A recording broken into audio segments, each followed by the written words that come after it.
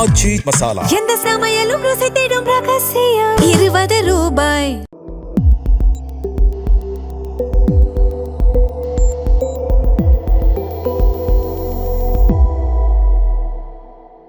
Sir வணக்கம். வணக்கம், நேயர்களுக்கு அன்பு வணக்கம். சார், இப்போ மேகதாது இஷ்யூவை பொறுத்தளவில் தாவேக்காக்காரங்க ஒரு பெரிய வெற்றியாக பார்க்குறாங்க. நாங்கள் கர்நாடகா மேலே அழுத்தம் போட்டோம், இப்போ எங்களுக்கு தண்ணியும் திறந்து விட்டாங்க. ஸோ அந்த வகையில் பெரிய வெற்றி அப்படின்ற மாதிரி தாவேக்காக்காரங்க கொண்டாடுறதெல்லாம் பார்க்க முடியுது. எப்படி பார்க்குறீங்க இதை? நான் எப்படி பார்த்தா நம்ம மீம்ஸ் போட்டு பாட்டெல்லாம் போட்டு ராவண மாவண்டா ஓத்துல நிற்கிற யமண்டா தண்ணியை திறந்து விட்றா கர்நாடகா காரா அப்படின்ற மாதிரி ஒரு பாட்டுக்கிட்டு போட்டு தண்ணி வந்திருந்தால் பரவாயில்ல. அழுத்தம் போட்டது மழை, கபினியில் நல்ல மழை, கபினி கேஷ்மெண்ட் ஏரியாவில் நல்ல மழை. இப்போது தாவேக்காவோட தொண்டர்களோ இல்லை நிறைய பேருக்கு அந்த அமைப்பு தெரியாது. கர்நாடகத்தினுடைய அமைப்பு தெரிஞ்சிருக்கிறதுக்கு சாத்தியம் இல்லை. எனக்கு ஒரு பத்திரிகையாளராகவும் வனத்துறை சம்மந்தமாக நான் கர்நாடகாவுக்கு ஒரு சில சென்சஸ்க்கெல்லாம் போயிருக்கிறேன். ரெகுலராக நண்பர்களோடு போவேன். திருநார்னன்னு சொல்லிட்டு எனக்கு ஒரு நண்பர் பறவைகள் ஆராய்ச்சியில் ரொம்ப ஈடுபாடு இருக்கார். அவர் அடிக்கடி என்னை கபினி கூப்பிட்டு போனது உண்டு. நாகர்கோலே, அதுக்கப்புறம் இந்த சைடு வயநாடெல்லாம் நானே வேறு சில நண்பர்களோடு போயிருக்கேன். அப்போது அங்கே இருக்கக்கூடிய அந்த மேற்கு தொடர்ச்சி மலையில் இருக்கக்கூடிய அடர்ந்த காடுகள், குறிப்பாக புலிகள் சரணாலயம் அதிகமாக இருக்குது. இந்த 4 புலிகள் சரணாலயத்திலுமே வழக்கமாக பெய்ய வேண்டிய மழை இப்போ தாமதமாக பெஞ்சிருக்கு. ஆனால் கர்நாடகத்துக்கு தேவையான தண்ணி ஓரளவுக்கு இருந்துச்சு. அந்த ஓரளவு தண்ணி இருந்த காரணத்தினால இப்போ ஒரு 4 நாளாக பெய்ந்த மழையில் அந்த அணைகள் நிரம்பப்படுது. அந்த அணைகள் நிரம்பப்படும் போது அதை தடுத்து நிப்பாட்ட சக்தி யாருக்கும் இல்லை. கர்நாடகாவுக்கு இன்னொரு அணை இருந்தால் அந்த அணையில் திறந்து அதுலேயும் தண்ணியை பிடிச்சி வச்சுக்குவாங்க.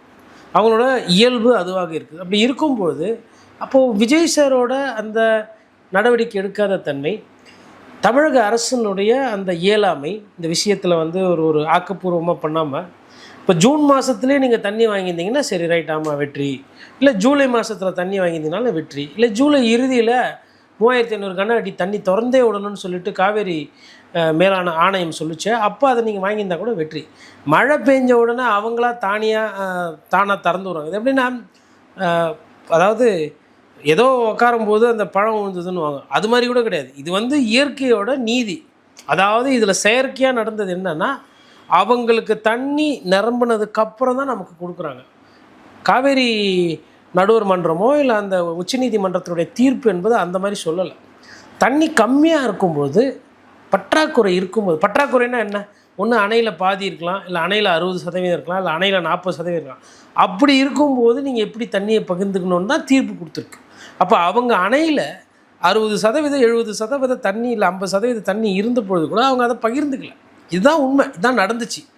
இவ்வளவும் நடந்து தஞ்சாவூரில் விவசாயிகள் போராட்டம் பண்ணியிருக்காங்க, புதுக்கோட்டையில் சிக்கல், கரூரில் சிக்கல், நிறைய இடத்துல பிரச்சனை, விவசாயம் இல்லாமல். இன்னும் நாகப்பட்டினம், கடலூர் கதையே என்னன்னு தெரியாது நமக்கு. இப்படி இருக்கும்பொழுது எங்களுக்கு கிடைத்த வெற்றின்னு நீங்கள் சொல்கிறீங்களே, உங்களுக்கு விவசாயத்தை பற்றின புரிதல் இருக்கா, இல்லை காவேரியை பற்றின புரிதல் இருக்கா, இல்லை மேகதாது அப்படின்ற அந்த விஷயத்தில் முதலமைச்சருக்கு எந்த அளவுக்கு சப்ஜெக்ட் தெரியும்? அது கர்நாடகாவுக்கு மேகதாது அவங்க சைட்லேருந்து பார்க்கும்போது அது அவங்க தரப்பு நியாயம். அவங்களுக்கு பெங்களூருக்கு தண்ணி வேணுன்றது அவங்க தரப்பு நியாயம். ஆனால் அளவுக்கு மீறி, அதாவது இப்போ எனக்கு ஒரு மாதத்துக்கு எனக்கு ஒரு மூட்டை அரிசி தேவை. நான் இப்போ ஒரு மூட்டை அரிசியை நான் வச்சுக்கிட்டு மிச்சத்தை நான் கொடுத்துட்றேன்னா பிரச்சனை இல்லை. இவங்க என்ன பண்ணுறாங்கன்னா 3-4 மூட்டை எடுத்து வச்சுக்கிறது. அதாவது அரிசி பஞ்சம் இருக்கும்போது எடுத்து வச்சுக்கிட்டா அப்போ அது என்ன விதமான மனநிலை? இந்த மாதிரி ஒரு மனநிலையில் அவங்க பண்ணிகிட்டு இருக்கிறாங்க. அதுக்கு அங்கே போராட்டம், ஜனநாயகம் படம் அங்கே காட்சி நிறுத்தப்பட்டது. அப்போ அதுக்கு கூட கோவம் வரல, தண்ணி நிறுத்தினாலும் கோவம் வரல, எதுவுமே வரல. ஆனால் படத்தில் ஒவ்வொரு காட்சிக்கு தவறு நடந்தால் ஒரு ஹீரோவாக அவ்வளோ இது பண்ணுறாரு. அப்போ இதை மறைக்கிறதுக்கு என்ன பண்ணோம்? வெற்றி வெற்றி வெற்றின்னு கத்திட்டு ஓடணும், இல்லை வெற்றி வெற்றின்னு மீம்ஸ் போடணும், ரீல்ஸ் போடணும், அது ஆரம்பிச்சிட்டான். ஏன்னா இது இப்படியே போயிடுச்சுன்னா அதாவதுங்க இந்த விவகாரத்தில் வெற்றி பெற்றவர் DK சிவகுமார். செயலாக சரியாக பண்ணாமல் ஆட்டத்தை கோட்டை விட்டது நமது முதலமைச்சர், அதாவது தமிழக அரசு. கர்நாடகத்துக்கு வெற்றி, தமிழகத்துக்கு தோல்வி. இப்போ தண்ணி கொடுக்குறாங்களே அப்படின்னா அவங்களுக்கு வயிறு நிறைஞ்சிருச்சு, அவங்க வயிறு ஃபுல்லாகி போச்சு, அது திறந்து விட்றாங்க. ஆனால் ஃபுல்லாகி போச்சு. ஃபுல்லானதுக்கப்புறம் என்ன பண்ணுவாங்க?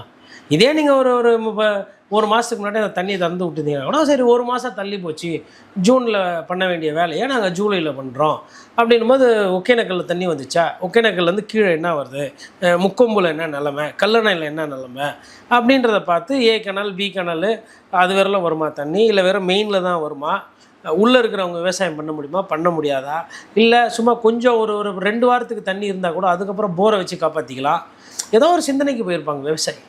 எதுவுமே போகல. நீங்கள் பாதிக்கப்பட்ட மக்களையோ விவசாயிகளோ வேளாண் குடிமக்களையோ கேட்காம நீங்களே வெற்றின்னு சந்தோஷப்பட்டுக்கிறீங்களே. கேட்டால் கடவுள் விஜயண்ணா பக்கம், இப்போ இந்த வாரம் கடவுள் விஜயண்ணா பக்கத்தில், 2 நாளைக்கு முன்னாடி விஜயண்ணா பக்கம், அதுக்கு முன்னாடி யார் பக்கம், காவேரி கர்நாடகா பக்கமா? என்ன உங்கள் புரிதல்? 70 நாளாக தண்ணி இல்லை, 72வது நாள் தண்ணி வந்தோடனே வெற்றின்றீங்க. அப்போது புரியல. அப்போ 70 நாளாக நமக்கு வர வேண்டிய உரிமை தடுக்கப்பட்டது தானே. சரி, மேகதாதுன்ற அந்த பிரச்சனை முழுசாக முடிஞ்சிச்சா? எதை வச்சு வெற்றின்னு? அப்போது உங்களுக்கு தெரியல அதனுடைய அந்த தீவிரத்தன்மை, அதனுடைய பிரச்சனை உங்களுக்கு புரியல இல்லையா? ஆல்ரெடி 3-4 அணை கட்டிச்சிருக்காங்க. ஹேமாவதி அப்படி கட்டினது தான், ஹாரங்கி அப்படி கட்டினது தான், அது மாதிரி நிறைய அணைகள் பக்கத்தில் கட்டியிருக்கிறாங்க அவங்க. அப்புறம் உங்களுக்கு அதை பற்றி நிலைப்பாடு இல்லாமல் வெற்றினீங்கன்னா நான் எப்படி நீங்கள் என்ன பண்ணணும்? உண்மையிலே தமிழ்நாட்டுக்கு மேலே அக்கறை இருந்தால் விஜயண்ணா கிட்ட கேள்வி கேட்கணும். ஆனால் நாங்கள் உங்களுக்கு ஓட்டு போட்டது நீங்கள் இந்த கர்நாடகத்தில் இருக்கிறவங்க மற்றவங்களெல்லாம் நீங்கள் கேள்வி கேட்பீங்கன்னு தான். இங்கே உள்ளூரில் குழாடி சண்டை போட்டுக்கிட்டு கர்நாடகத்துக்கிட்ட விட்டு கொடுக்கறது இல்லைன்னா அப்படின்னு கேட்கணும். அதுதானே எதார்த்தம், அதுதானே நியாயம். இப்போ இதே வேலையை இப்போ ஸ்டாலின் முதலமைச்சராக இருக்கார், இல்லை எடப்பாடி பழனிசாமி, இல்லை சீமான் முதலமைச்சராக இருக்கிறாரு, இதே மாதிரி 70 நாள் 75 நாள் தண்ணி வராமல் இருந்து இந்த மாதிரிலாம். ஆனால் இப்போ சீமானுக்கு வந்து வெற்றி அப்படின்னா நாம் தமிழ் கட்சியில் வெற்றி சொன்னாங்க, நீங்கள் அதை ஏற்றுக்குருவீங்களா? எதிர்த்து பேசுவீங்களா, பேச மாட்டீங்க? அப்போது ஏன் இப்படி மடைமாற்றம் பண்ணுறீங்க? எல்லாரும் ஏமாத்துறீங்க. யாரை ஏமாத்துறீங்க? தமிழக மக்களையா? தமிழ்நாடு விவசாயிகளா? விவசாயிகள் ஆல்ரெடி ஒன்றும் இல்லாமல் இருக்கிறாங்க. அவங்கக்கிட்ட போய் இப்படி வெற்றின்னா இது எந்த விதத்தில் வெற்றி? 2 மாதத்தான் அவங்களுக்கு எந்த வேலையுமே செய்யலையே டெல்டாவில், எப்படி வெற்றி? இந்த கடந்த சில வாரங்களாக பார்க்கும்போது இப்படி நிறைய இஷ்யூஸ்லாம் வந்துகிட்டு இருக்கு. ஒவ்வொரு இஷ்யூஸையும் அரசு கையாளுற விதத்தை பார்க்கும்போது தாவேக அரசோட பலவீனம் வெளிப்படுது அப்படின்றதையும் பார்க்க முடியுது. இப்போ இந்த இஷ்யூவே பார்த்தோன்னா ஆல் பார்ட்டி மீட்டிங்கை இவங்களால கன்வீன் பண்ண முடியல. அதே மாதிரி நீட் இஷ்யூ வரும்போது பிஜேபி எதிர்த்து பேச முடியல. இது கர்நாடகா சைடில் பார்த்தோன்னா அவங்க மக்களை திரட்டுறாங்க, எல்லா கட்சிகளும் ஒரே வாய்ஸில் குரல் எழுப்புறாங்க. இங்கே தாவேக்காவால் அதை பண்ண முடியல, மக்கள்கிட்டையும் போக முடியல. இது எப்படி பார்க்குறீங்க? நம்ம இப்போ எனக்கு தெரிஞ்சு ரொம்ப வீக்கான ஒரு அப்பியரன்ஸ் இருக்குன்னு நினைக்கிறேன் இப்போ இருக்கிற கவர்மெண்ட்டுக்கு. அதாவதுங்க, யாரோட யாரை கம்பேர் பண்ணணுன்னு பார்க்கணும். தமிழ்நாடு அரசியலில் வரும்பொழுது நீங்கள் மரியாதைக்குரிய முன்னாள் முதலமைச்சர்கள் எடப்பாடி பழனிசாமி அவர்களையும் திரு மு.க. ஸ்டாலின் அவர்களையும் நீங்கள் ஜெயிச்சிட்டிங்க, வெற்றி பெற்றுட்டீங்க. இதே டிகே சிவகுமார் கூட அரசியல் பண்ணணும் போது நீங்கள் தோக்குறீங்க. உங்களால் பெருசாக எதுவும் காய் நகர்த்த முடியல. இதே மத்திய அரசில் இருக்கக்கூடிய பிரதமர் மோடியையோ அமித்ஷா பற்றி பேசணும் போது நீங்கள் பேசுறது கிடையாது. அப்போ உங்களுக்கு தமிழ்நாட்டில் இவங்களை எதிர்க்கிற அந்த அரசியல் இல்லை, இவங்களை வெற்றி பெற அரசியல் இல்லை, நீங்கள் ஜெயிச்சிட்டிங்க. ஆனால் அதை தாண்டின ஒரு அரசியல் இருக்குல்ல, ஒரு ரெகுலர் பொலிட்டீஷியனாக. இப்போ இவங்களுமே ஒரு காலத்தில் ஆட்சிக்கு வந்தவங்க தான், தோற்றவங்க தான், போனவங்க தான். இப்போ அடுத்த அதாவது அந்த ஒரு முதலமைச்சருக்கு உண்டான தோரணை, ஒரு தமிழக அரசுக்கு உண்டான தோரணை இன்னும் தெளிவுபடலை. அதாவது உச்சநீதிமன்றம் இப்போ போகிறேன்றீங்க, இப்போ 75 நாள் கழிச்சா இதெல்லாம் யார் சொல்லணும்? உங்களுக்காக தானே தோணும் வேணா. அதாவது ஆடிப்பெருக்குன்றது இப்போ ஆடிப்பெருக்குக்கு 2 மாதத்துக்கு முன்னாடி உங்களுக்கு தண்ணி ஜூன் மாதம் இத்தனாம் தேதி திறந்து விடணும். திறந்து விட்டு எவ்வளோ அணைக்கட்டில் எவ்வளோ இருக்குது, என்ன ஏதோ ஒரு கணக்கு இருக்குது. அந்த கணக்கு உங்களுக்கு தெரியல. சரி, நீட்டு போராட்டத்துக்கு நீங்கள் எதிர்த்து பேசுவீங்க, கொள்கை எதிரிலாம் சொல்லி ஒரு வார்த்தை மாணவர்கள் மீது வழக்கு பதிவு பண்ணிவிட்டு அப்புறம் இப்போ வழக்குகளை நாங்கள் விட்ரா பண்ணுறோன்னாங்க. அமைச்சர் ஐயா ராஜ்மோகன் சொல்கிறாரு, அந்த டீட்டெயில்ஸ்லாம் பின்னாடி சொல்கிறோம், ஆனால் இப்பொழுது வழக்குக்கெல்லாம் நாங்கள் பதிவு பண்ணலான்னு. அப்போ உங்களுக்கும் டெல்லியில் வழக்கு பதிவு பண்ணி இதே வார்த்தையை சொல்கிறாங்களே பாஜகவில் இருக்கிற அரசு, அந்த காவல்துறைக்கும் தாவேக்காவோட காவல்துறைக்கும் என்ன வித்தியாசம்? அவங்களும் இதே தான். என்ன அவங்க குண்டடிலாம் பண்ணாங்க, லத்தி சார்ஜ்லாம் பண்ணாங்க. நீங்கள் லத்தி சார்ஜ் பண்ணாமல் மாணவரை பிடிச்சி செவுத்தில் தள்ளுறது, வண்டியில் தள்ளி ஏற்றுறது, கை காலை முறிக்கிறது, அப்படியே வெளியில் தெரியாத மாதிரி பண்ணுறது. இங்கேயும் 2 மாணவர்கள் போனாங்க, அங்கே நூற்றுக்கணக்கான மாணவர்கள் பண்ணாங்க. பட் செயல் எண்ணம் உங்களோட சிந்தனையும் பாஜகவோட சிந்தனையும் ஒரே மாதிரி இருக்குது. அதனால் நீங்கள் அவங்கள எதிர்க்கிறது இல்லை. சரி, ராகுல் காந்தி, மரியாதைக்குரிய ராகுல் காந்தி வந்தார். ராகுல் காந்தி நட்பு பாராட்டுறீங்க, கூட்டணியில் இருக்கிறாரு. நீங்கள் முதலமைச்சராக பதவி ஏற்றுக்கினப்போ டெல்லியிலேருந்து வந்தார், இப்போ வந்தார் நேற்று. எதுவுமே பேசலையேங்க தமிழ்நாடு பற்றி. நீட் தேர்வை பற்றி பேசினார். அது நீட் தேர்வு வந்து அவங்க எடுத்துகிட்டு வந்தாங்க, அதை தொடர்ந்து இப்போ எதிர்க்கிறாரு, ரைட்டு. அதை தாண்டி தமிழ்நாடோட பிரச்சனையாக இருக்கிறது எதுவுமே பேசலையே. மாநில சுயாட்சி, இப்போ வந்தே மாதரம் பாட்டை முன்னாடி பாடுங்க தமிழ் தான். இப்போ நமக்கு இருக்கிற பிரச்சனை இதெல்லாம் தேவையா? சரி, விஜய் சார் வந்து அந்த டைவர்சிஃபிகேஷனில் இது பண்ணுறாரு. ஒரு இந்தியனுடைய திருநாட்டினுடைய கோல் கீப்பராக இருந்தவர் ஸ்ரீஜேஷ் வந்து ஒரு பிரச்சனைக்கு வந்து ஒரு தீர்வு கொடுக்க முயற்சி பண்ணுறாரு. என்ன சொல்கிறாரு? ஆரஞ்சு கலர் ஜெர்சியோ இல்லை வேறு கலர் ஜெர்சி கலர்லாம் போட்டு குழப்பிக்காதீங்க, தயவு செய்து ஆட்டத்தை ஃபோக்கஸ் பண்ணுங்கள், அரசியலுக்குள்ளே போகாதீங்க, நம்மளுக்கு வந்து இந்தியாவுக்கு வந்து ஹாக்கி போட்டியில் நம்ம கோல்டு வாங்கணும் அப்படின்னு ஒரு ஸ்ரீஜேஷ் அவருக்கு இருக்கிற ஒரு தைரியம், ஒரு குரல், அதாவது இப்படி கொடுக்குறாரு அப்படி கொடுக்குறாரு, ரியாக்ட் பண்ணுறாருல. நீங்கள் ஏன் பண்ண மாட்டேன்றீங்க? எதுக்குமே பேச மாட்டேன்னா என்ன அர்த்தம்? ஸ்போர்ட்ஸ் பற்றி பேச மாட்டேன், கல்ச்சுரல் விஷயம், விவகாரம், தமிழ்த்தாய் வாழ்த்து பற்றி பேச மாட்டேன், குடிநீர் பிரச்சனை, மேகதாது பிரச்சனை பேச மாட்டேன், மாணவர் பிரச்சனை, நீட்டு தேர்வு ரத்து இல்லை நீட் தேர்வு வேணாம், அதை பற்றி பேச மாட்டேன். எது பற்றி தான் கேட்டால் டாக்லெஸ் ஒர்க்கும் போது நீங்கள் உங்களுக்கு வசதியாக சொல்லிக்கிட்டு அதையே எவ்வளோ நாள் சொல்ல போகிறீங்க? எத்தனை விவகாரத்தில் சொல்ல போகிறீங்க? இப்போ காங்கிரஸ் பார்ட்டியை பாதுகாக்கிறது ஏன்? இப்போ நீங்கள் சொன்னீங்க இல்லையா, ராகுல் காந்தி அவர்கள் வராரு, அவர்கிட்ட முக்கியமான விஷயங்கள்லாம் பேசியிருக்கணும், ஆனால் பேசலை. குறிப்பாக மேகதாது இஷ்யூவை வந்து கையில் எடுத்துருக்கணும். ஏன்னா அங்கே காங்கிரஸ் கவர்மெண்ட் தான் இருக்குது. அப்படி இருக்கும்போது ராகுல் காந்திகிட்ட அதை கொண்டு போயிருக்கணும். காங்கிரஸ் பார்ட்டி ஒரு நேஷனல் பார்ட்டி, அப்போ ஒரு ஸ்டாண்ட் எடுக்கணும். அதெல்லாம் செய்யாமல் இவ்வளோ பெரிய பிரச்சனை இருக்கும்போது காங்கிரஸ்காரங்க இங்கே கேம் ஆடிட்டு இருக்காங்க தமிழ்நாட்டில். ஏன் பாதுகாக்கணும் காங்கிரஸ்? இல்லை, காங்கிரஸ் நீங்கள் பாதுகாக்கணும்னா காங்கிரஸ் உங்களை பாதுகாக்காது. இப்போ காங்கிரஸ் அந்த 5 கவுன்சிலர் விட்ரா பண்ணிட்டாங்கன்னா உங்கள் நிலைமை என்ன? அதாவது எடப்பாடி பழனிசாமி சொன்னார், இப்போ இந்த கேமரா இருக்குது, இது 3 கால், எதனா ஒரு காலை விலகிட்டால் கவுந்துடும். அது கவுராமல் இருக்கிறதுக்கு வேண்டி என்ன பண்ணுறதுனா டான்ஸரை முட்டு கொடுத்து அங்கங்கே இங்கே போய் முட்டு கொடுக்குறது, அங்கே போய் முட்டு கொடுக்குறது. இப்போ காங்கிரஸ் பெரிய பிரச்சனையே அந்த 5 சீட்டு காங்கிரஸ் கிட்ட கேட்டு பெற்றதுனால தான் காவேரியில் இவ்வளவு மோசமாக நம்மளால் தொங்கி போக வேண்டியதாக இருக்குது. நான் என்ன கேட்குறேன்னா, மரியாதைக்குரிய முதலமைச்சர் விஜய் சாரோட அந்த கோவம், இப்போது ஸ்டாலின் சாரை பற்றி அவர் பேசும்போது எப்படி பேசுகிறாரு பார்க்குறோம். எனக்கு நல்லா வாயில் வரும் அப்படின்றார், அப்புறம் டேஷுன்றாரு, அப்புறம் செய்கை செய்கிறார். இந்த மாதிரி விவகாரங்கள், இந்த மாதிரி சரி, இந்த மாதிரி உணர்வுபூர்வமான சந்தோஷமான விஷயங்கள் இல்லை ஆக்கப்பூர்வமான செயல்பாடுகள், இந்த டாக்லெஸ் ஒர்க்கும் வரும். ஏன் டிகே சிவகுமாரை எதிர்த்தோ இல்லை மரியாதைக்குரிய ஐயா ராகுல் காந்தி எதிர்த்தோ இல்லை மரியாதைக்குரிய ஐயா அமித்ஷாவை எதிர்த்தோ இல்லை மரியாதைக்குரிய ஐயா மோடி அவர்களை எதிர்த்து வர்றதில்லை. ஒரு காலத்தில் டிடிவி தினகரன் இதே மாதிரி நிலைப்பாடில் இருந்தார். அப்போ வந்து மோடி அவர்களை எதிர்த்து பிரச்சாரம் பண்ணார். அப்புறம் மோடியோட கூட்டணி போனாங்க. ஒரு காலத்தில் எடப்பாடி பழனிசாமி மோடியோட கூட்டணி இருந்தார். அதுக்கப்புறம் மோடியை விட்டு வெளியில் வந்தார். அப்புறம் திருப்பி போனாங்க. ஆனால் நீங்கள் என்ன நினைக்கிறீங்க, என்ன பண்ண போகிறீங்க எதுவுமே தெரியல. ஸ்டாலின் அவர்கள் சொல்கிறாரு நாங்கள் வந்து பிஜேபிக்கு எதிர்ன்னு. இப்போது திமுக வந்து கொஞ்சம் நெருக்கம் காட்டுது பாஜகவோட, மேபி பாராளுமன்றத்தில் 2 பேரும் சேர்ந்து கூட செயல்படலாம் காங்கிரஸ் எதிர்த்துன்ற மாதிரி செய்திகள் வருது. தெரியல. ஆனால் உங்கள் தரப்பில் வந்து உங்களை வந்து பொலிட்டிக்கலாக ரீட் பண்ணுறதே கஷ்டமாக இருக்கே. நீங்கள் என்ன நினைக்கிறீங்க, நீங்கள் என்ன விருப்பப்படுறீங்க, யாரை எதிர்க்கிறீங்க, யாரை நேசிக்கிறீங்க, ஏன் தமிழ்நாடு பிரச்சனைகளை பற்றி பேச மாட்டேன்றீங்க? எதிர்கட்சியாக இருக்கும்போது லாக்அப் டெத் ஆனால் பயங்கரமாக பேசுகிறீங்க. எதிர்கட்சியில் சாதாரணமாக இருந்தபோது நீட் தேர்வு ரத்துக்கு அனிதா வீட்டுக்கெல்லாம் போனீங்க. ஆனால் அதே அவலங்கள், அதே கேவலம், அதே இன்றைக்கும் நடக்குது. ஆனால் இப்போ வந்து மௌனம் கேட்குறீங்க. அப்போது இதுக்கு பேர் என்ன? இதுக்கு பேர் சுயநலவாத அரசியலாக இதை நான் பார்க்குறேன். அப்போ வெறும் அல்பத்தனமான அந்த சுயநலவாத அரசியல் தான் நீங்களும் பண்ணுறீங்க. திமுக மோசம், ஆமாம், யாரும் இல்லை. அதிமுக மோசம், ஆமாம், இல்லை. சரி, நீங்கள் யார்? நீங்கள் என்ன பண்ணுறீங்க? நீங்கள் என்ன இப்போ பேசுனீங்க? எதுவுமே கிடையாது. ஆனால் இதுதான் மாற்றம்னு சொல்கிறாங்க. இதுக்கு ஒரு வெற்றி விழா, வீர விழா, அவங்களே சிரிச்சிக்கிறது, அவங்களே வைப்ஸ் போட்டுக்கிறது, அவங்களே பாராட்டிக்கிறது. அனைத்து கட்சி கூட்டம் கூட்டுறதுல என்ன சிக்கல்னு நினைக்கிறீங்க? இப்போ அனைத்து கட்சி கூட்டம் வருதுன்னு வச்சுக்கோங்களேன். இப்போது அங்கே வந்து பார்த்திங்கன்னா அவர் வந்து டிகே சிவகுமார் வந்து சப்ஜெக்ட் தெரியும், அதனுடைய உள்ள பிரச்சனை, அரசியல் விவகாரம் எல்லாமே தெரியும். அங்கே பார்த்திங்கன்னா பாரதிய ஜனதா கட்சி நேர் எதிரி கட்சி அங்கே ஆளுகுது, எதிரில் உட்காந்துருக்கு. காங்கிரஸ் கட்சி ஆழ்ந்து கொண்டு இருக்கிறது. இது இல்லாமல் ஜனதா இருக்குது. அங்கேயுமே தமிழ்நாட்டிலையுமே வந்து 3-4 கட்சிகள் பெரிய பெரிய பிரபலம் இருக்குது. முன்னாள் முதலமைச்சர்கள்லாம் மீட்டிங்கில் வந்து கலந்துக்கிறாங்க. ஐயா பசவராஜ் வராங்க, பொம்மை வராங்க, அதுக்கப்புறமா வந்து ஷெட்டர் இருந்தார்னு நினைக்கிறேன், அதுக்கப்புறமா எடியூரப்பா இருந்தாங்க, அப்புறம் மத்திய அமைச்சர்லாம் கலந்துக்கிறாங்க. He is able to handle பொலிட்டிக்கலாக 4 பேர் வராங்க, 4 விதமாக 4 விஷயம் பேசுகிறாங்கன்னா அதை அப்சார்ப் பண்ணுறாரு, உள்வாங்கிறாரு, திருப்பி பேசுகிறாரு, நன்றி தெரிவிக்கிறாரு, இந்த விஷயத்தில் எல்லாம் ஒன்றா இருப்போன்றாரு. ஒரு ஆளுமை, அரசியல் ஆளுமை டிகே சிவகுமாரன் வெளிப்படுகிறது. அதே மாதிரி ஒரு சிந்தனை. இவங்க என்ன சொல்கிறாங்க, தீர்மானம் போட்டால் என்ன ஆகிடும்? சரி, இப்போ உங்களுக்கு முதலமைச்சருக்கு ஓட்டு போட்டாங்க, என்ன ஆயிடுச்சு? Current bill குறைஞ்சிதா? கரண்ட் இருக்குதா? சட்டம் ஒழுங்கு எல்லாமே சரியாயிடுச்சிங்களா? பாட்டிலுக்கு 10 ரூபாய் நிறுத்திட்டிங்களா? மேகதாதுல தண்ணி வந்துச்சா? காவேரியில் தண்ணி வந்துச்சா? உங்களுக்கு இப்போ ஓட்டு போட்டு என்னாச்சு இந்த 2 மாதத்தில்? பிரதமருக்கு லெட்டர் அனுப்புகிறாங்க. அந்த லெட்ரு யார் வேணால் எழுதி அனுப்பலாமே. பிரதமருக்கு லெட்டர் அனுப்புறது அதுக்கு போஸ்டல் டிபார்ட்மெண்ட்டு தான் தேவை. பிரதமரை லெட்டர் அனுப்புறதுக்கு ஒருத்தர் முதலமைச்சர் ஆகணும்.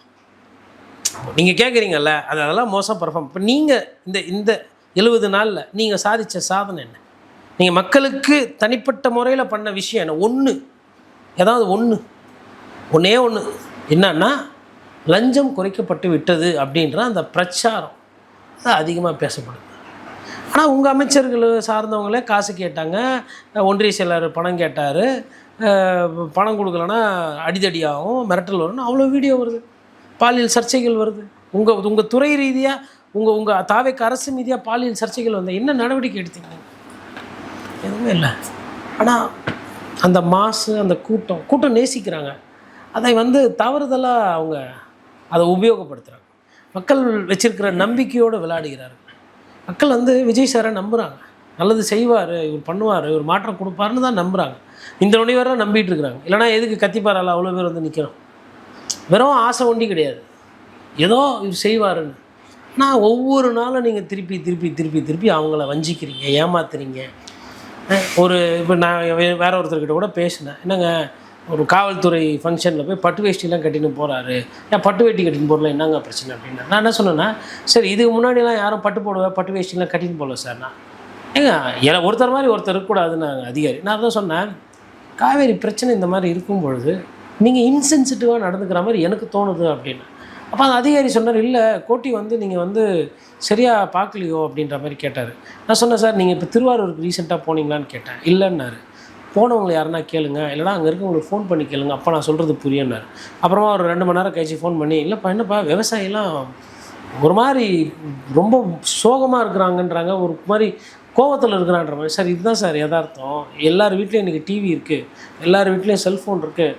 படத்தில் அவ்வளோ நல்லா பர்ஃபார்ம் பண்ணிவிட்டு, பிரச்சாரத்தப்போ அவ்வளோ நல்லா பர்ஃபார்ம் பண்ணிட்டு ஆட்டம் ஆடும்போது நீங்கள் ஆடி காட்டலன்னா என்ன சார் நினைப்பாங்க? நான் விளம்பரத்தில் பயங்கரமாக 6-4 அடிச்சுட்டு பூஸ்டில் நடிக்கிறேன், காம்ப்ளான் நடிக்கிறேன். அப்புறம் ஆஸ்திரேலியா கூட பாலிங் போடும்போது எல்லா பந்தையும் விட்றேன். கேட்டால் இல்லை இந்த பால் வச்சு அவுட் ஆகிடும், அந்த பால். சரிப்பா எத்தனை பால் வெளில லெஃப்ட் விடுவேன்? அடிப்பியா? அவங்க நல்ல வேலை ஸ்டிக்குக்கு போடல. அவங்க என்ன நினைக்கிறாங்க, சரிப்பா இவரே ஆடட்டும், ரன்ஸ் பால் வேஸ்ட் ஆகுது, வேறு யாருன்னா பிளேயர் வந்தால் இதோட பயங்கரமாக ஆடுவாங்கன்னு அவங்களும் பால் போட்டுனே இருக்கிறாங்க. நீங்களும் ஒரு பாலும் எடுத்துடுறது, பேட் அப்படி அடிக்கிற மாதிரி போகிறது, அப்புறம் எடுத்துடுறது. இதே தானே பண்ணிகிட்டு இருக்கீங்க. எங்கே உங்கள் ஸ்ட்ரைக் ரேட் எங்கே? கர்நாடக காவேரி விஷயத்தில் தாவேக்காவோட அரைச்சீட்டுறமைங்க. ஆனால் நான் எப்படி பார்க்குறேன்னா சார், இப்போ நீங்கள் சொன்ன மாதிரி பெர்ஃபார்மன்ஸ் பெருசாக இல்லை, குறிப்பாக இஷ்யூஸ் வரும்போது பெர்ஃபார்மன்ஸ் இல்லை. ஆனால் அதை ஒரு மாதிரி பேலன்ஸ் பண்ணிடுறாங்க. இப்போ நிர்மல்குமார் அவர்கள் பேசும்போது நீட் விஷயமா இருக்கட்டும், மேகதாது பிரச்சனையாக இருக்கட்டும், எல்லாத்துக்குமே அவர் திமுகவை மட்டும்தான் விமர்சிக்கிறார். இப்பயும் பேசும்போது DK சிவகுமார் அவர்களுக்கும் MK ஸ்டாலின் அவர்கள் ஃபேமிலிக்கும் ஒரு கனெக்ஷன் இருக்குன்னு பேசுகிறாரு. ஸோ நீங்கள் ஏன் தோல்வி அடைஞ்சுன்னு கேட்டால் இந்த பக்கம் டைவர்ட் பண்ண முடியுது பொலிட்டிக்கலாக? இல்லை, நான் எப்படி அவர் ஒரு பெரிய சூழ்ச்சியை கட்டமைச்சிருக்கார், ஒரு கான்ஸ்பிரசி. அதாவது DK சிவகுமாருக்கும் ஸ்டாலினோட குடும்பத்துக்கும் ஒரு ரகசிய தொடர்பு இருக்குது. அதனால தான் அவர் தண்ணியை தந்து உள்ளாண்டார். மானமுள்ளவர்கள் என்ன பண்ணணும்னா வழக்காடு மன்றம் போயிடணும். DK சிவகுமார் அவர்கள் சைடில் இருக்கிறவங்களோ இல்லை திமுக சைடில் இருக்கிறவங்க என்ன பண்ணால் வழக்காடு மன்றம் போய்ட்டு எங்கள் மாண்புக்கு குந்தகம் வைக்கிற மாதிரி பேசிக்கிறேன். இவர்கிட்ட என்ன ஆதாரம் இருக்குது? எதை வச்சு இவர் சொல்கிறாரு? அதாவது என்னென்னா, 19 அரசியல் விமர்சனம் அல்ல. இப்போ நான் சொல்கிறேன், திமுகவை பார்த்து பிஜேபியை பார்த்து திமுக பயப்படுற மாதிரி நடிக்குது, ஆனால் அவங்களுக்குள்ள ஃப்ரெண்ட்ஸ் இருக்கிறாங்கன்னா அது அரசியல் கருத்து. இவர் என்ன சொல்கிறாருன்னா, ஸ்டாலின் அவர்கள் உத்தரவின் பேரில் தான் தமிழ்நாட்டுக்கு தண்ணியே திறந்து உள்ள DK சிவகுமார் அப்படின்றார். இது எவ்வளோ பெரிய ஒரு குற்றச்சாட்டு. இப்போ ஒரு முதலமைச்சர், முன்னாள் முதலமைச்சர் ஃபோன் பண்ணி இன்னொரு முதலமைச்சர்கிட்ட தண்ணியை திறந்து விடாத அவனுக்கு கெட்ட பேர் வரணும், அது சதி அல்ல? தன்னுடைய சொந்த மக்களுக்கு, தமிழ்நாட்டினுடைய மக்களுக்கு இப்போ சதி செய்தாரா ஸ்டாலின்? அப்போ என்ன பண்ண, இப்போ சதி கோட்பாடு கரூர்லேயும் இதே தான் பண்ணாங்க. அப்போ இதை திரும்பி திமுக இதை அனுமதிக்கக்கூடாது. இதை எப்படி எதிர்க்கணும்? ஆனால் பரந்தாமன் நல்லா வச்சு வாங்கி கேட்குறாப்புல. பரந்தாமன் கேட்குற கேள்வி ஒவ்வொன்றும் முன்னாள் சட்டமன்ற உறுப்பினர் நாக்கு பிடிங்கிற மாதிரி கேட்குறாரு பரந்தாமன். அதோட நிறுத்தக்கூடாது, அம்பலப்படுத்து, கோர்ட்டுக்கு போய் ஸ்டாலின் தான் நிறுத்தினார் தண்ணியை, என்ன ப்ரூஃப் கொடுங்கன்னு கேட்கணும், அமைச்சரை கேட்கணும். ஆனால் இப்போ தாவேக்கா ஒரு இஷ்யூ அணுகிற விதம் இருக்கு இல்லையா? இப்போ ஒரு சோஷியல் இஷ்யூ எழுப்பப்படுது, காவிரி நீர் இஷ்யூ பிரச்சனை இருக்குது, அதை எழுப்புறாங்க. அதை எழுப்பும்போது ஒரு இண்டிவிஜுவல் இஷ்யூ அதை மாற்றுறது இருக்குல்ல, அது ஏதோ 2 தலைவர்களுக்கு இடையே இருக்கக்கூடிய சதின்னு மாற்றுறது இருக்குல்ல, அந்த பொலிட்டிக்கல் அப்ரோச் எப்படி பார்க்குறீங்க? அது பொலிட்டிக்கல் அப்ரோச்ன்றத விட அது அவங்களுக்கு ஹெல்ப் பண்ணுதுன்னு அவங்க நினைக்கிறாங்க. அது ஒரு சில நேரத்தில் ஹெல்ப் பண்ணுது. அதாவது ஒரு கருத்தை போட்டு விட்டுட்டு இன்ஸ்டாவில் வந்து ஒரு ஒரு ஒரு 10,000 பேர்ட்ட விட்டு அதை அப்படியே சப்போர்ட் பண்ணுறது. அப்புறம் ஒரு சர்வே எடுப்பாங்க. டூ யூ திங்க் விஜய் அண்ணா will become PM, do you think which is the best CM so far அப்படின்னு போட்டு ஒரு 80,000 பேர் ஓட்டு போட்ட மாதிரி. அதுக்குள்ளே போய் பார்த்தா ஒரு 70,000 பேர் விஜய் விஜய் விஜய்ன்னு போட்டுப்பாங்க. எதில் திட்டம் அப்படின்னா இருக்காது. அதாவது ஒரு 4 சாய்ஸ் கொடுத்து அந்த சர்வேயோட கேள்வியே வந்து பார்த்திங்கன்னா தாவேக்கு சாதகமாக வைக்கிறது. இந்த மாதிரி வேலைகள் நிறைய நடக்கும். நீங்கள் பாருங்கள், நிறைய சர்வே வரும் பாருங்கள் உங்களுக்கு. Who is the best chief minister, who is why did people voted for Vijay அப்படின்னு பார்த்தா because DMK is corrupt, because ADMK is weak அப்படின்னு போட்டுட்டு இது 2 காரணம். மிச்சம் 2 காரணமும் பார்த்திங்கன்னா விஜய் மீது அதீத நம்பிக்கை, இளைஞர்களோட எழுச்சி இப்படின்ற மாதிரி. எப்படி பார்த்தாலும் அது விஜய் சாருக்கு சாதகமாகவே இருக்கும். அந்த மாதிரி எல்லாம் சர்வே போடுறது, அந்த மாதிரி ட்வீட்டு போடுறது, அந்த மாதிரி இன்ஸ்டாவில் போடுறது, நிறைய இன்ஃப்ளூயன்சஸை ஹையர் பண்ணி வச்சு அந்த இன்ஃப்ளூயன்சஸ்லாம் வந்துட்டு முட்டு கொடுக்குறது பாருங்கள். அப்போ நான் என்ன கேட்குறேன்னா, நீட்டு பிரச்சனை இல்லை, வாயே திறக்கல, கப்சுப்புன்னு இருந்தீங்க. இந்த பிரச்சனை, மேகதாது பிரச்சனை, காவேரி திறக்கிற பிரச்சனை, மேகதாது கூட அப்புறம் காவேரி நீரை ஏன் திறந்து விட மாட்டேன் கேட்கணும்ல, நல்லா கேட்கணும்ல, கேட்கல, கப்சுப். 151 போஸ்ட்டு பிஜி மெடிக்கல் சீட் போயிடுச்சு. அதில் விளக்கம் கேட்டால் திமுக பீரியடில் கூட போயிடுச்சு, அப்போ போச்சு, இப்போ போச்சு, இப்போ ஏங்க போச்சு? யாருன்னா திமுக ரொம்ப சூப்பரு பேசுகிறாங்களா? மக்கள்லாம் என்ன இல்லைங்க, திமுக ரொம்ப நல்ல கட்சி, திமுக இருந்தால் திமுகவே ஓட்டு போட்டிருப்பாங்களே. ரொம்ப நல்ல கட்சி அண்ணா திமுக, எடப்பாடி பழனிசாமி தாங்க எங்களுக்கு வரணும் அப்படின்னு அவங்களுக்கே ஓட்டு போட்டிருப்பாங்களேங்க. மக்கள் ஆல்ரெடி ஒரு தீர்ப்பு கொடுத்துட்டாங்க, மக்கள் அவங்கள வந்து தண்டிச்சிட்டாங்க. திருப்பி அதை வச்சுக்கிட்டே நீங்கள் மக்களுக்கு வந்து பட்டநாமம் போடுறீங்களே, ஏமாற்ற பார்க்குறீங்களே, இது என்ன விதமான அரசியல்? என்ன நியாயம் இது? இதில் என்ன முகாந்திரம் இருக்குது? எதிரில் இருக்கும்போது எல்லாத்தையும் சரி செய்வேன்னு இருக்கிறத காப்பாற்ற முடியலையே. தூய்மை பணியாளர் போராட்டம் பண்ணப்போ அற்ப வாக்குகளுக்காக அவங்களுக்கு எதமாக பேசினீங்க. அப்புறமா அந்த அல்ப அரசியலுக்காக அவங்களுக்கு நம்பிக்கை கொடுத்தீங்க. தேர்தல் நேரத்தில் கூட அதை பற்றிலாம் பேசினீங்க. தேர்தல் முடிஞ்சவொன்னே பார்க்கலையே. எத்தனை தூய்மை பணியாளர் கூப்பிட்டு பார்த்தீங்க? இல்லை அவங்களோட கோரிக்கை எதனா கேட்டிங்களா? அப்போது அதேமாதிரி ஒப்பந்த தொழிலாளர் இபியில் அவங்களுக்கும் வாக்குறுதி, ஆனால் செய்ய மாட்டேன்றீங்க. அப்போது ஜெயிக்கணும், அதுக்காக எதையோ ஒன்று சொல்லி எதையோ ஒன்று பிரச்சாரம் பண்ணணும். இப்போ ஜெயிச்சாச்சு, அதை நியாயப்படுத்தணும். நம்ம மேலே எதுவுமே தப்பே கிடையாது மாதிரி நியாயப்படுத்துறதுக்கு தான் இந்த பிரச்சாரம். ஆனால் நான் பார்த்த அளவில் இப்போதைக்கு அவங்களோட அரசியல் பார்த்தோம்னா திமுக எதிர்ப்புன்ற ஒரே விஷயம்தான். அவங்களால பாஜக எதிர்க்க முடியல, காங்கிரஸ் எதிர்க்க முடியல, கர்நாடகாவில் கவர்மெண்ட் எதிர்க்க முடியல, அமைச்சர்களை கண்ட்ரோல் பண்ண முடியல, எம்எல்ஏஸை கண்ட்ரோல் பண்ண முடியல. அவங்க கிட்ட இருக்கக்கூடிய ஒரே அரசியல் திமுக எதிர்ப்பு தான். இது எவ்வளோ நாள் ஓடும் நினைக்கிறீங்க? அதிமுகலேருந்து நிறைய எம்எல்ஏக்கள் போயிட்டே இருக்காங்க இல்லைங்களா? அது குதிரை வேறு அரசியல்னு ப்ரூவ் ஆகிற வரல ஓடும். என்றைக்கு அது வந்து மத்திய அரசோ இல்லை கவர்னரோ தலையிட்டு, இல்லை உச்சநீதிமன்றமோ யாரோ தலையிட்டு நீங்கள் பண்ணது குதிரை வேறு அரசியல் தான், எதற்காக ஜெயிச்ச சில நாட்கள்லேயே ராஜினாமா பண்ணி இவங்க வேறு கட்சிக்கு போனோம், இவங்க எதுக்கு நின்னாங்க? ஒன்றும் இல்லை. அதாவது ஒரு சில ஜோக்ஸ்லாம் வந்து ரொம்ப ஆக்கப்பூர்வமான கேள்விகளாக இருக்கும். கடைசியாக வந்து ஒரு கேள்வி பண்ணால் லூசாப்பா நீ அப்படின்னு இருக்கும். நம்ம கூட இதில் ஏதோ பெரிய லாஜிக் இருக்குது, ஏதோ பெரிய திங்கிங் இருக்குதுன்னு படிச்சுட்டு வருவோம். கடைசியாக பார்த்தா லூசாப்பா நீ அப்படின்னு இருக்கும். அப்படின்னா என்ன அர்த்தம்னா, இதே கேள்வியை கோர்ட்டு வந்து இன்றைக்கி இருக்கிற சட்டமன்ற உறுப்பினர்களை பார்த்து கேட்கணுன்றது என்னோடய ஆசை. நான் ஒரு வேளை ஜட்ஜாக இருந்தால் நான் கண்டிப்பாக கேட்பேன். தேர்தலில் நிற்கிற, பிரச்சாரம் பண்ணுறீங்க, ஜெயிக்கிறீங்க, அப்புறம் ராஜினாமா பண்ணுறீங்க, லூசாப்பா நீங்கன்னு கேட்பேன். கேள்வி கேட்கணும். கேள்வியை கேட்கக்கூடாதுன்னா எதுக்கு? அப்போ நிற்பீங்க, பிரச்சாரம் பண்ணுவீங்க, அப்புறம் ராஜினாமா. எம்எல்ஏ ஆகணும் தானே எலெக்ஷன் நின்னது. அப்புறம் எம்எல்ஏ பதவி வேணும்னா அப்புறம் திருப்பி மறுபடியும் நிற்கிறேன்றீங்க. அதான் வேணாண்டியப்பா எம்எல்ஏ பதவி, ராஜினாமா பண்ணிட்டு அப்புறம் எதுக்கு பண்ண? இல்லை நான் வந்து ப்ளூ சட்டை போட்டுன்னு தான் எம்எல்ஏ ஆகணும், முன்னாடி பச்சை சட்டை போட்டிருந்தேன், இப்படி இருக்குது. இப்போ இது குதிரை பேர் அரசியல் இல்லைன்னா என்ன குதிரை பேர்? நாட்டில் வந்துங்க பதவி இருக்குது, அதிகாரம் கைக்கு வந்துச்சுன்னா என்ன வேணால் பண்ணலான்னு பண்ணுறாங்க. இதெல்லாம் அப்பட்டமான குதிரை பேர் அரசியல். ஆனால் பாருங்கள், பாஜக ஒரு கேள்வி, ஒரு பிரச்சனை வரல விஜய் சாருக்கு இந்த குதிரை பேர் அரசியலில். கோர்ட்டு வேடிக்கை பார்க்குது, கோர்ட்டு இன்னும் எதுவும் தள்ளலை. தேர்தல் ஆணையம் 10 அடி தள்ளி நிற்கிது. கவர்னர் நமக்கு எதுக்கு, நமக்கு கேட்டது வந்தே மாதரம் போட்டேன்ட்டாங்க. நம்ம நாளைக்கு போனால் கூட வழி விட்டு எக்ஸலன்சி ப்ளீஸ் போங்க, அப்புறமா நாங்கள் போய்க்கிறோம், எக்ஸலன்சி வாங்க, எக்ஸலன்சி சொல்லுங்கள். ஒரு பாரதிதாசன் யூனிவர்சிட்டி பேரில் இருக்கிற ஐயா பேர் மனோன்மணி சுந்தரனார் அவரோட பேரில் இருக்கிற யூனிவர்சிட்டியில் தமிழ் தாய் வாழ்த்து பாட முடியல. அப்புறம் எல்லாத்துக்கும் விட்டு தானே கொடுக்குறீங்க நீங்கள். எதை நீங்கள் கேள்வி கேட்டீங்க? அப்போது இந்த மாதிரி ஒரு இது மாதிரி ஆளு தான் நமக்கு நல்லது அப்படின்னு பிஜேபி ஃப்ரீயாக விடுது. காங்கிரஸ் வந்து என்ன நினைக்குது, சரி 2 மந்திரி சபை கட்சி யார் கொடுப்பா, ஒரு ராஜ்யசபா எக்ஸ்ட்ராவாக கட்சிது, திமுகவில் ஒன்று வாங்கிக்கணும், தாவேக்கால ஒன்று வாங்கிக்கணும். கண்ணா 2 லட்டு தின்னு ஆசையா, 2 லட்டு 2 அமைச்சர், பிரச்சனை இல்லாமல் ஹாப்பியாக போகுது. அதே மாதிரி ராகுல் காந்தி ஆட்டோமேட்டிக்காக வழிமொழிய போகிறாரு. கர்நாடகத்தில் ஓட்டு இருக்கும் அவருக்கு, கேரளாவில் ஓட்டு இருக்கும். அப்போது இப்போ எதிர்த்து பேசிட்டா, கர்நாடகாவை எதிர்த்து பேசிட்டா, கர்நாடகத்தில் காங்கிரஸுக்கு பின்னாடி ஆகிடக்கூடாதுல்ல. இல்லை கர்நாடகத்தில் இப்போ பிஜேபி எதிர்த்து அவர் ஒருவேளை விஜய் சார் பேசுகிறாருன்னா பிஜேபி இன்னும் டைட் பண்ணும். அதனால் நமக்கு எதுக்கு பிரச்சனை? இங்கேயும் ஒரு வணக்கம், அங்கேயும் ஒரு வணக்கம், இவங்களுக்கும் ஒரு டபுள் கும்பிடு, அவங்களுக்கும் ஒரு டபுள் கும்பிடு. நான் நம்மக்கிட்ட பேசும்போது என்ன சொல்கிறேன், கொள்கை எதிரி, அந்த எதிரி, இந்த எதிரி. எங்கே எதிரினா வந்து லைட்டாக வச்சு அதை நான் பேசணும்ல, வாயை திறக்கிறதுல எதிரி எதிர்த்து பூரா காங்கிரஸோட எதிர்த்து பேசணும், பேசுறதில்ல. பிஜேபியோட எதிர்த்து பேசணும், பேசுறது. அப்போது செட்டிங் ஓகே.